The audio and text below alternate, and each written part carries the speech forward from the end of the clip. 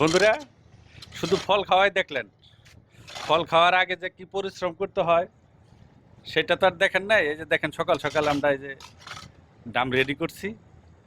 আমার ছাদ বাগানে দুটি নতুন গাছের চারা আসছে, সেই জন্য এই যে মাটি প্রসেস করা হচ্ছে। এই যে ডাম রেডি, সকাল সকাল রেডি করে রাখতেছি, বিকালে গাছ লাগিয়ে দেব। দেখেন পরিশ্রম কাকে বলে। এই যে মাটি, এই যে ডাম রেডি রেডি করছি আমরা। এই যে দেখেন, এভাবে জৈব সার এবং মাটি দুইটা মিক্স করে যে ডাম রেডি করা হচ্ছে। ছাদ বাগানের কি পরিশ্রম বুঝে নালা। ফল এমনি স্বাদ হয়, এমনি মিষ্টি হয়। এই পরিশ্রমের কারণে ফল মিষ্টি হয়। 3 দিন ধরে মাটি প্রসেস হচ্ছে।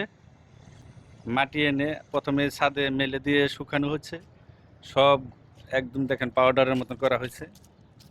এগুলো পাউডারের মতন করে জৈব সার মিশিয়ে মানে জড়ো করে একখানে সব রেখে দেওয়া হয়েছিল। পরে এখন আবার এই যে আজকে সকালবেলায় ডামে ভরা হচ্ছে।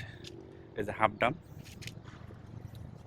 এগুলোর দুইটার ভিতরে কি গাছ লাগাবো জানাবো আপনাদের ভিডিওর মাধ্যমেই জানিয়ে দেবো। এই দুইটার মধ্যে কি গাছ লাগাইলাম।